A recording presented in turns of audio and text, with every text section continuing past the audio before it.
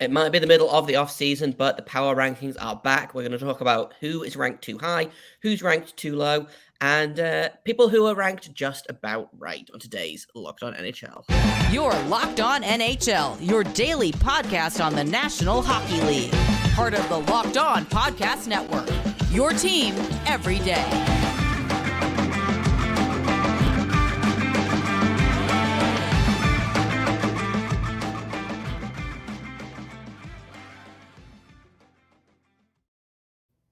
Hello and welcome to Thursday's edition of Locked On NHL. My name is Jay Forster. I'm here with Hunter Hodies. I am the host of Locked On Blue Jackets. He is the host of Locked On Penguins. We've put our rivalry aside for one episode a week to come and talk to you guys all about everything NHL. Today, we have got a ton to get into, so we're just going to start things off. Before we do that, I want to thank everyone for making this your first listen every day. Locked On NHL is free and available on all podcast platforms, over on YouTube and also on the Sirius XM app. My muscle memory kicked in a little bit there, but it's fine. We're going to soldier on. We're going to talk power rankings today.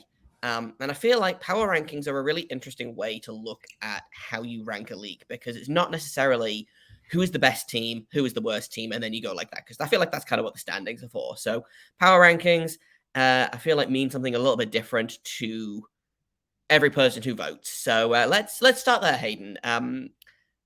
How do you use power rankings? That's a good question. I mean, right now they don't mean too much because, again, Jay, it's July 20th here. So this is the dog days of the offseason. It's going to get even worse once you get into August, but it's something fun to do, especially a few weeks after free agency ended. This Saturday will be 3 weeks since free agent frenzy. So I think it was a good time to do power rankings to see where does each team stack up to other teams. I personally like power rankings more during the season, after like a week or so of games where teams can rise after maybe like a 3 or 4 game winning streak. Teams go down after a little bit of a losing streak. I like it there, but I also don't mind it here. And I figured we could start with the Atlantic for all of the hosts. And some of the rankings from all the hosts on the network are definitely a bit interesting, to say the least. I agree with Toronto being at number 1. I think I didn't really love their offseason moves. I do like that they got Max Domi and Tyler Bertuzzi, though. Outside of that, whatever they did was kind of a bit but I don't mind them being at the top spot. I think what their core is very, very good, and they have the potential to win the division this upcoming season. It's after that where I'm a bit confused, Jay. I'm sorry. I know the Boston Bruins just had one heck of a season. They set numerous NHL records during the regular season. But right now, I don't know how people can say that this team is the second best team in the Atlantic when they don't even have David Krejci or Patrice Bergeron signed for this upcoming season. If they both walk away, and they haven't even made their decisions yet, but if they both walk away, and that seemed to be the vibe that everyone was getting at the draft, I honestly don't even know if this team is a top 3 team in the Atlantic. I mean, they're going to be really fighting for a playoff spot this upcoming season. Pasternak's obviously great. Marchand's awesome. They got 2 really good goalies in Allmark and Swayman. So other forwards they ever find. But without Bergeron and Krejci, I just don't think they're a top 3 team in the Atlantic. Tampa Bay, I think that's fine. I don't mind them being in the top 3 spot. They're going to be really good again next season. Florida at number 4. I mean, that's where I would switch. I would move Boston down, maybe move Florida up a little bit. Maybe not to number 2, but Florida's a bit banged up heading into the season. They're both going to be without Ekblad and Montour for the start of the season just because of how banged up they were during the playoffs, but I still think this is a playoff team.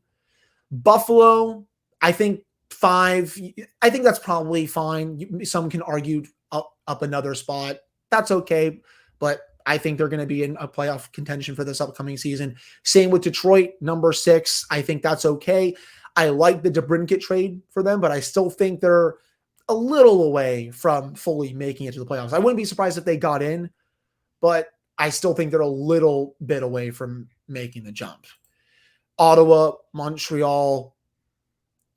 I mean, Montreal at the bottom is fine. I mean, they're not going to be good this upcoming season. Ottawa, Senators fans are not going to be happy about this. Let's just put that out there right now.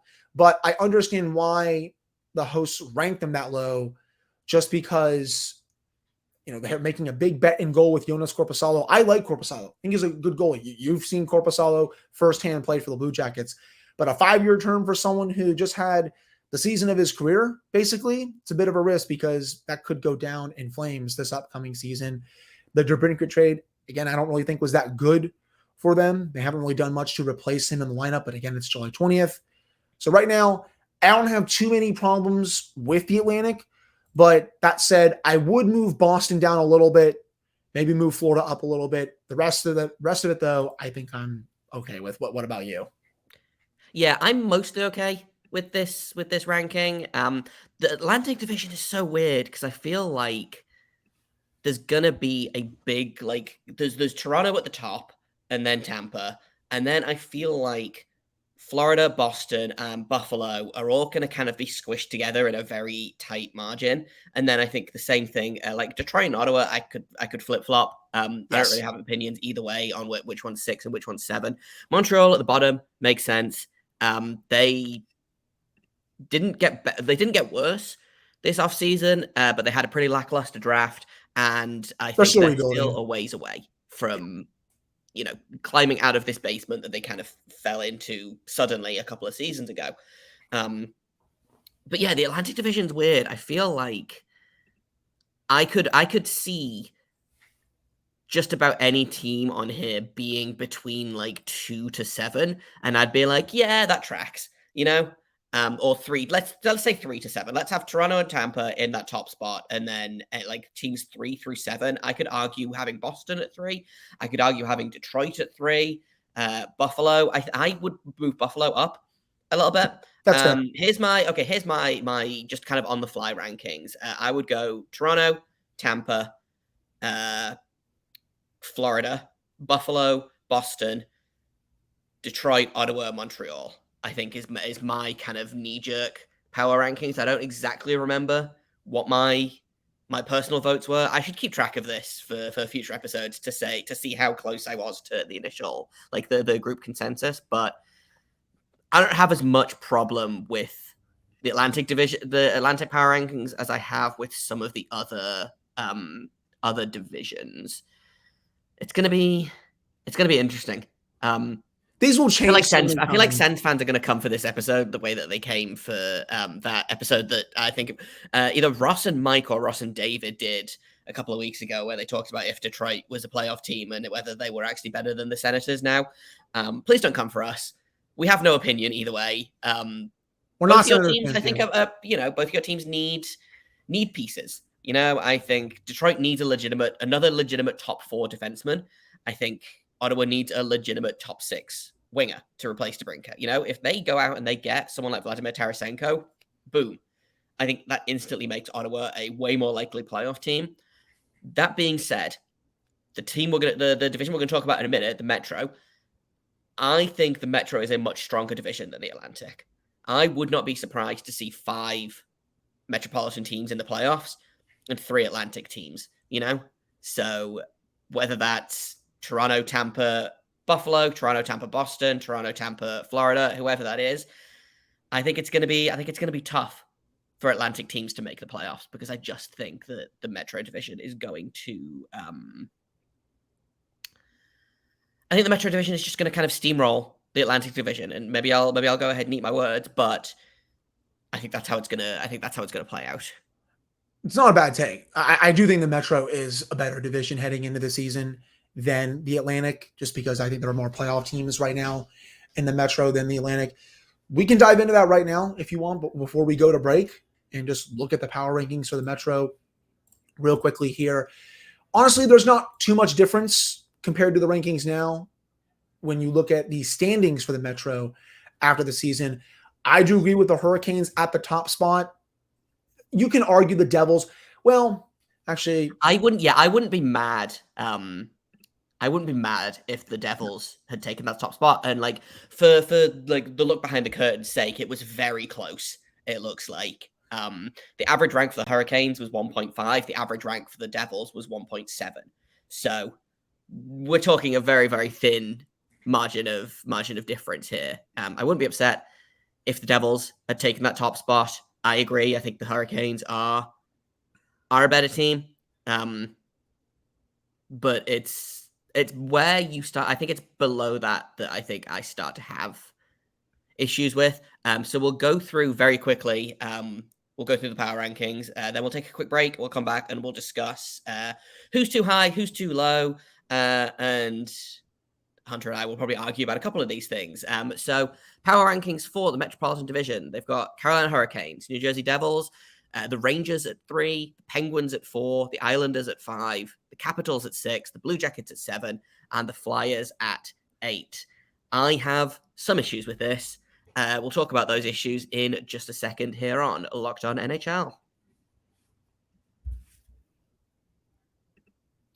First things first, though, I've got to tell you guys about FanDuel. Go ahead and take your first swing at betting the MLB on FanDuel. Get 10 times your first bet amount in bonus bets, up to $200. That's right, just bet $20. You're going to land $200 in bonus bets, win or lose. That's $200 that you can spend betting everything from the money line to the over-under to who you think is going to win, is going to hit the first home run. All on an app that's safe, secure, and super easy to use. Plus, when you win, you're going to get paid instantly. There's no better place to bet on the MLB than FanDuel, America's #1 sportsbook. So sign up today. Visit FanDuel.com/lockedon to get up to $200 in bonus bets. That's FanDuel.com/lockedon. FanDuel, the official partner of Major League Baseball, and also us, the Locked On Podcast Network.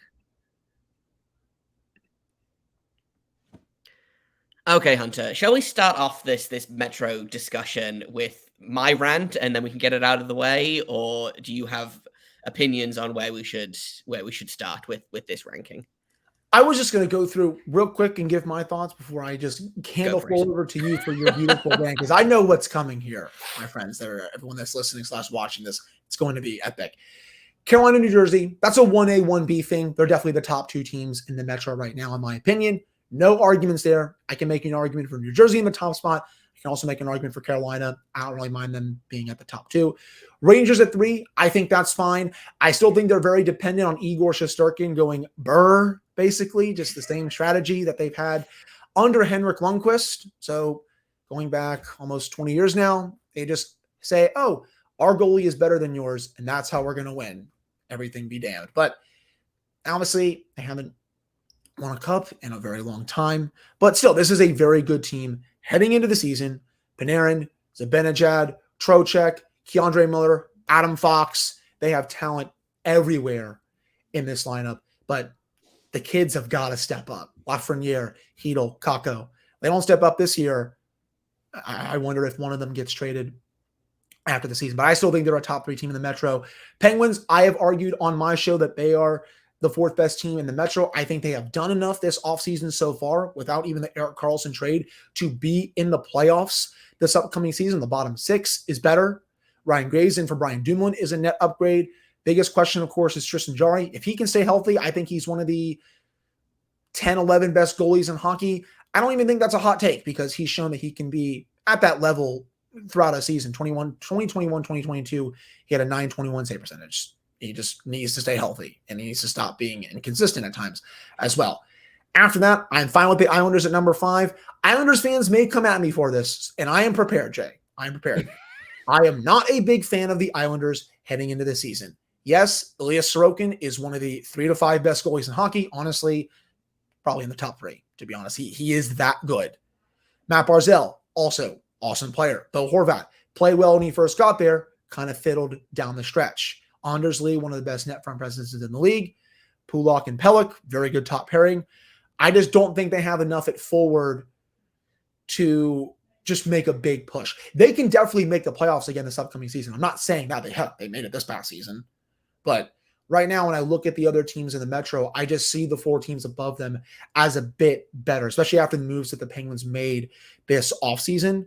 I just don't think the Islanders have really improved that much. I still think they're lacking another true scorer in their lineup. After that, Washington at 6. I think that's fine. I don't think they've made all of their moves yet, though. They did trade for Joel Edmondson. They signed Max Pacioretty. High risk, high reward there. He can give you 20, 25 goals if he stays healthy and doesn't tear his Achilles for the 3rd straight season. But I still think there's more to do there. They could potentially go up the rankings if they do a little bit more this offseason. And then finally, Columbus and Philadelphia. I don't really we all think Philadelphia is going to be a lottery team this upcoming season. They're not going to be good. Columbus, you are not going to like this take. And Blue Jackets fans that listen to this are not going to like this take. I'm not big on the Jackets heading into this season. I know they have a new coach in Mike Babcock. I know Johnny Gaudreau is awesome. So is Patrick Laine. But I just don't understand what Jarmo Kekalainen is doing up there. Just making moves, I felt like, for the sake of making moves, I guess to try and save his job. The Ivan Provorov thing, the Damon Severson thing. You're paying both of them, plus Eric Goodbranson, a combined almost $20 million this upcoming season to play defense for your team. Just a little bit weird, I guess, if you ask me. But I don't know. I just don't see them as a playoff team yet. I think they're trending in the right direction. I don't know. I mean, I would be awesome if Fantilli breaks out as a rookie. I'm really excited to see how he does at the NHL level. And as someone who covers the Penguins, of course, it's going to be annoying to watch him go up against the Penguins 4 to 5 times a season. But no, he's got to make the team first. I think he will. But outside of that, your centers are, I don't know, Boone Jenner, Jack Roslovich, fine players, but I don't think they're top 6 centers on a contending team. That's my rant on the Jackets. I'm also probably a little bit biased because the Columbus is only a couple hours away, and it's at least a little bit of a rivalry in Pittsburgh. Jay, I will hand the floor over to you now. What do you think of the rankings? And I'll be ready for your rant. So here's the thing. Am I biased? Yes. However, I feel like a lot of other fans of other teams and hosts of other shows maybe don't understand how the Blue Jackets offseason has kind of been structured, because I think a lot of people are just looking at, well, they only picked up Provorov and Severson at free agency or trade or whatever. They didn't sign anyone in free agency, technically. Severson was a sign and trade. Obviously, they traded for Provorov a couple of weeks earlier. I think that new coach bump is going to help. I think adding Adam Fantilli is going to help. But here's the thing. The Blue Jackets had, I believe, 13 games of Zach Werenski last year. They lost basically every top 6 defenseman that they had to injury. Laine was in and out of the lineup with injury. Jenner was in and out of the lineup with injury. They had 2 players that played 80 games. No one played full 82. And one of those was Andrew Peeke, who is basically a replacement level player. The other guy was Johnny Gaudreau. And he had basically no support and still had I think he had 20 points on the next guy on the team, so not the 115 point season that I think some Blue Jackets fans were asking of him, but to come out and be a point per game when your line mates are changing every other shift, I think is impressive. I personally put the Blue Jackets above Washington. I think Washington is on a downward trend. I think they've got to do something. I think if Pacioretty works out for them, then that's great. But they don't really have. I don't trust them in goal. I don't think they're super loaded on defense. They are an Alex Ovechkin injury away from not having a goal scorer. Well, Russian machine never. They are a fine team right now if they stay healthy, which I know more than most what it's like to have your team suddenly be not healthy, I would also put the Blue Jackets above the Islanders because they are an Ilya Sorokin injury away from being a lottery team, is the thing. Matt Barzal, phenomenal player. Who else do they have that really legitimately moves the needle on that team? It's Barzal and it's Ilya Sorokin. And here's the thing. I think Bo Horvat did play well for a bit. Right, but Bo Horvat is almost 30 and is making way too much money. He's on a downward slope, I think. They might get a couple more good years out of him, but I wouldn't necessarily put the Blue Jackets above the Penguins. I think that gap is going to be a lot closer than Penguins fans want to believe, though. I think that 4-5. I wouldn't be surprised if the Penguins and the Blue Jackets are the 2 wildcard teams for the playoffs.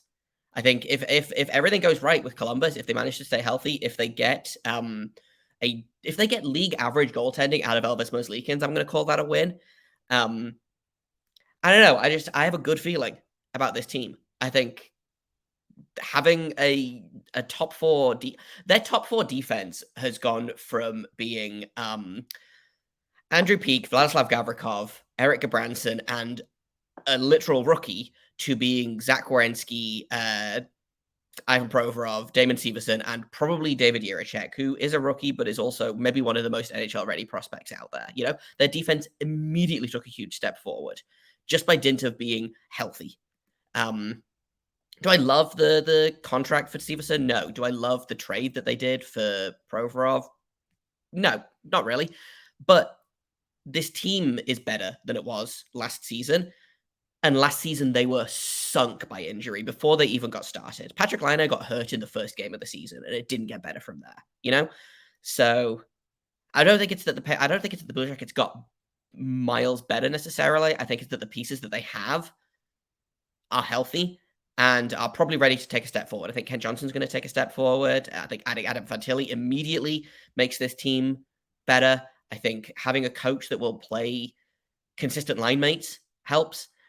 This is not a Locked on Blue Jackets episode, so I am going to stop myself there before I go for the next 20 minutes on how the Blue Jackets are a playoff team now. But that's kind of how I feel about these rankings. Is I feel mostly fine about it. I would drop the Rangers down maybe. Because again, I feel like they are, like you said, it's ego shift. What is it about New York area teams and Russian goalies with the initials IS? Like both of those teams are a goalie injury away from being in serious trouble. So the Rangers are fine about these power rankings, but the Blue Jackets are too low, and that's the hill that I am going to die on in this episode. Do you have a rebuttal, or should we move on to the Central Division, which is just the Central Division is a whole mess.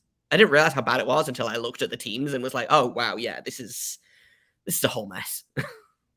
I don't think I have any rebuttals. I mean, I'm just curious to see how it goes with Columbus this upcoming season. Maybe I'm dead wrong. Maybe I'll eat all this. I'm fully willing to eat my words if this team comes out at the beginning of the season and sucks. Oh, same. I don't. I had a bad feeling about last season, basically immediately. I have a good feeling about this season. And again, maybe that's me being too optimistic because I'm a Blue Jackets fan and all we have is hope, or what? I don't know. But that's my take, and I'm gonna lay it out on the national show for everyone to see. The Blue Jackets are a playoff team. Let's talk about the Central Division. Well, okay. I was saying at the end, yeah, you were talking about the injuries with the Metro. Yeah, I mean, the Rangers are just working away from old Jonathan Quick getting most of the starts. So that's going to be very interesting there. And the same, honestly, the Islanders at least have a better backup plan with Semyon Varlamov. He's better, I think, at this point than Jonathan Quick, but agreed on both. Yeah, they both cannot get hurt, to say the least. But yes, let's dive into the Central here, a division that I think has three pretty good teams. After that, Jay, it's a whole bunch of mid. I think that's the best way to describe it. Yeah, this division is just having a mid off. I wouldn't necessarily argue even that I think the Wild are really kind of hovering on that line of being good and mid. And maybe that's something we can get into. But for me, this division is Colorado and Dallas is to lose. And then everyone else is there, I guess. Yes, I would say that. The Colorado and Dallas, I think, are the two best teams heading into the season in that division. Colorado have made some really nice moves this offseason. People got to stop trading with Chris McFarland, man. I don't know why people, when he calls, hang up the phone. Like, they sent Alex Newhook Nothing away. Good is there, yeah. They've made some really nice additions to that team, and they're going to be a tough out once again this upcoming season. It's going to sting that Gabe Landeskog is not going to be playing this season. That is still a huge loss, but they're still a bona fide playoff team, a bona fide contender. Dallas, they're only going to continue to be better, I think, this season. They had a great year from Jamie Benn and Tyler Seguin. No, I'm not going to make a Jamie Benn joke on this episode. They also have Jason Robertson, who had an unbelievable breakout year this year. Roope Hintz, Miro Heiskanen is one of the best defensemen in the league. Jake Ottinger, one of the best goaltenders in the league. Both of these teams are ready to go heading into the season. The Wild, they have their cap recaptures really bad right now, and it's going to get worse before it gets better too with the Ryan Suter and the Zach Parise buyouts. But I still think this is at best, it's the third best team in the division. Kaprizov's great. Minnesota's a playoff team. Yes. Because 3 teams from the Central have to make the playoffs, you know? Yes. It's they could have and this is the thing, the Wild is kind of an enigma. They could have a really good season. They could have a really bad season, and I wouldn't be surprised either way. I agree. No, I think they do make it though. Their Kirill Kaprizov is too good to have this team miss the playoffs. Zuccarello is obviously still there, and I really like that team on paper. Philip Gustafson just also had a outstanding year in goal for the Wild. I think that's going to continue for this upcoming season as well. But Kaprizov is too good for that team to miss the playoffs. After that, you honestly could flip-flop any of these teams, I guess, outside of Arizona. I agree that Arizona is not going to be good again this upcoming season. Chicago should be at least a little bit better. They'll be more fun to watch with Connor Bedard. They traded for Taylor Hall. Putting him on that line with Bedard should be fun, but I still think they're not a playoff team just yet. Nashville, Winnipeg, and St. Louis. Jay, you can flip-flop any of those three teams, and I honestly wouldn't argue it. Nashville, they made some okay moves. I mean, they retained some salary on Ryan Johansson. They signed Ryan O'Reilly, which I think is fine. Barry Trotz is definitely making his mark on the team. They bought out Matt Duchene, which I was pretty surprised by. But I still don't think they're a playoff team heading into the season, despite them hiring Andrew Brunette. Also, even though they have UC Saros, who I think is also one of the three to four best goalies in hockey. Winnipeg, I think, is going to take a bit of a step back. The Dubois trade, what's going to happen with Scheifele? Is Connor Hellebuck going to be traded at some point? That team, I think, just needs a hard reset. And the way they played after January this past season was not good, to say the least. And then with St. Louis, I know your take on the Blues. You don't expect them to be good this year at all. I'm not all the way that down on them, but I don't think they're a playoff team right now. They've been unusually quiet this offseason. Usually Doug Armstrong likes to take a big swing or two. Yes, I know he traded for Kevin Hayes, but I don't know. That's a medium swing at yes, most, I feel like. It's just weird that he's been super quiet thus far when he usually takes at least a couple big swings every offseason. But the Central, I think, is pretty set. I don't really have no problem with these rankings. Yeah, no, the Central, like I say, the Central it's two good teams and then Minnesota and then everybody else. Like, I think Chicago is probably going to be more fun. Are they going to be better? Who can say? Nashville, again, is a goalie injury away from mediocrity, even with, a guy like Roman Josi on the back end. Winnipeg Jets, I didn't realize how many teams rely on their goalies until I started thinking about this. And I was like, man, what happens if Connor Hellebuck is injured? What happens if the Preds miss UC Saros? St. Louis is, again, I think they might just be the most mid team. They just, I don't know. I look at that roster and I'm like, there's nothing on here. Robert Thomas is good. I don't really rate anyone on the defense. They have the world's largest baby in goal. And I don't know. It comes from me, St. Louis fans. I don't care. Jordan Binnington's a giant baby. This division is a mess. And I think it might be, again, a case of, like the Metropolitan Division taking 5 of the playoff spots, I wouldn't be surprised to see the Pacific Division take 5 out of the 8 playoff spots in the West. But apart from that, I don't really have anything to add to what Hunter said. So I think we'll take a quick break. And when we get back, we'll talk about the Pacific Division.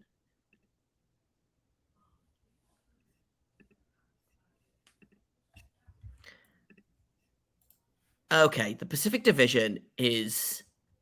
These are the rankings that, again, I feel like I disagree with the most, but not in a way where I'm like, wow, why are you ranking this one first? They should be 7th. Just I would flip-flop a lot of the rankings. So Vegas is at number 1. That makes sense. They're the reigning Stanley Cup champions. I think they didn't do a ton this offseason, but did they need to? No. They didn't really need to have a bunch of cap casualties from winning the cup and everyone needing big raises. I'm going to go ahead and open their cap-friendly page, actually, just to make sure. But, they still have a lot of very good players, and no one, I don't think, is They only needed to trade Riley Smith to sign Barbashev. Jonathan Marchessault needs a new contract next season. Yeah. That's it.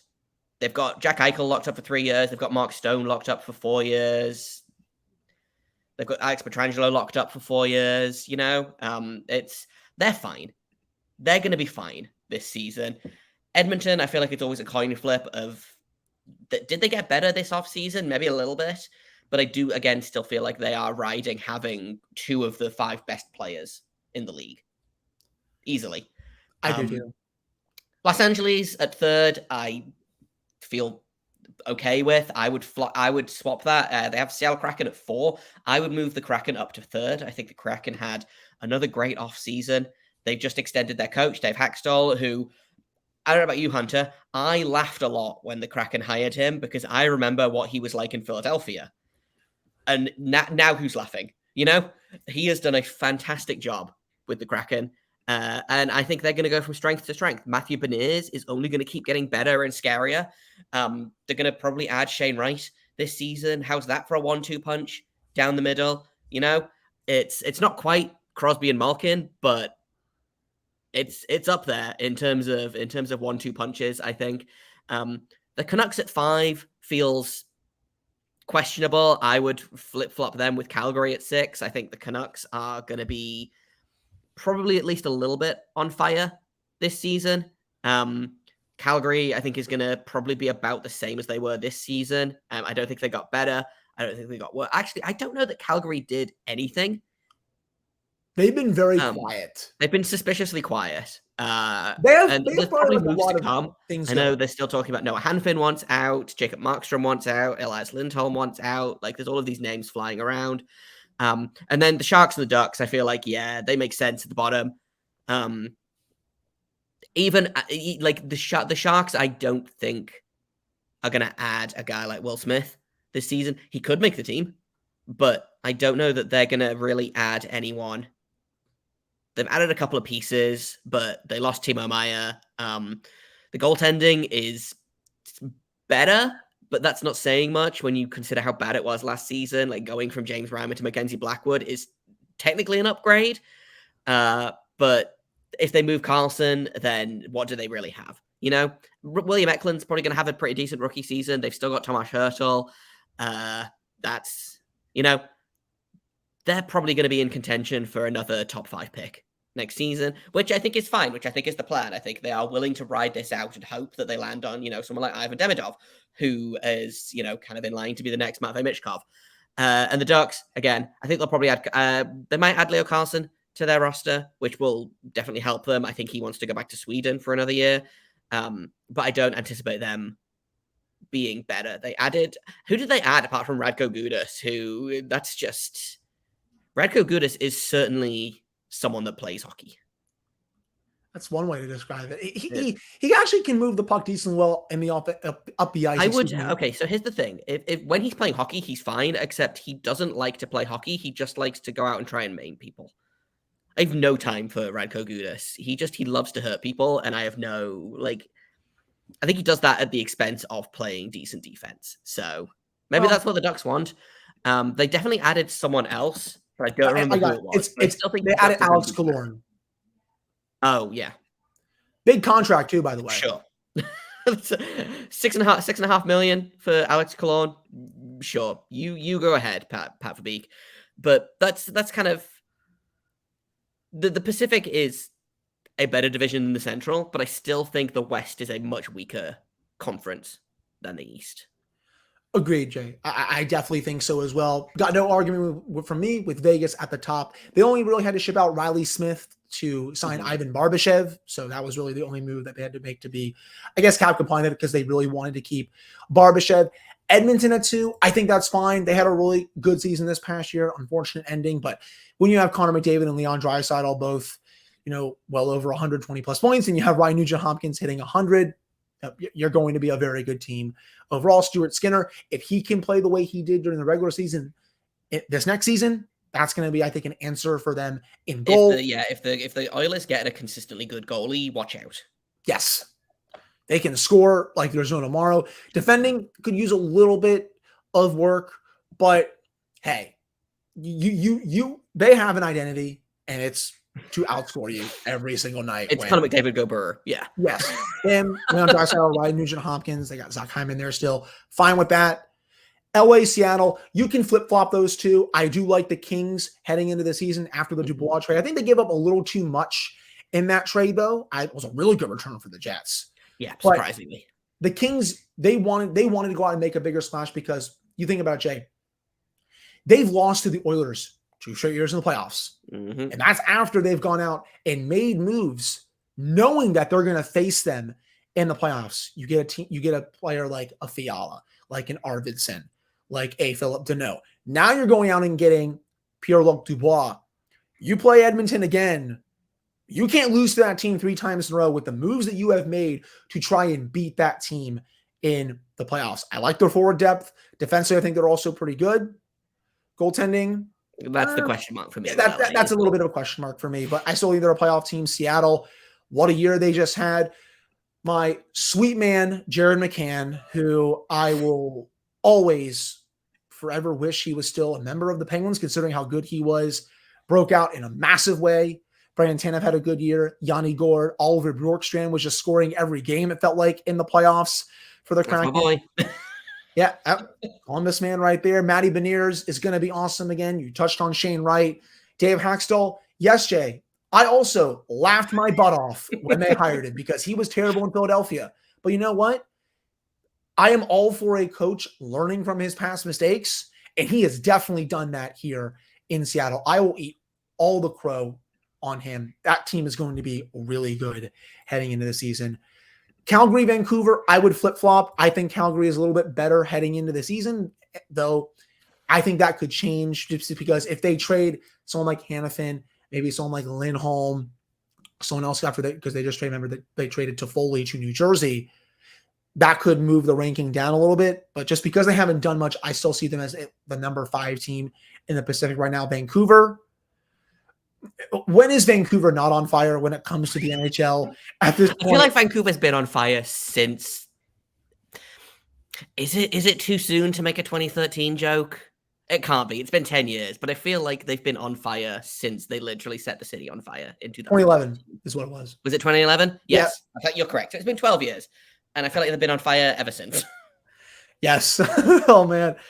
I feel, Vancouver fans have just they've been through a lot lately. The Jim Benning era, knows no bounds, and then you got Jim Rutherford saying stuff to the media while Patrick Allvin is trying to do his job. Just a beautiful circus there. You have the whole JT Miller thing. Just inject all of this into my veins.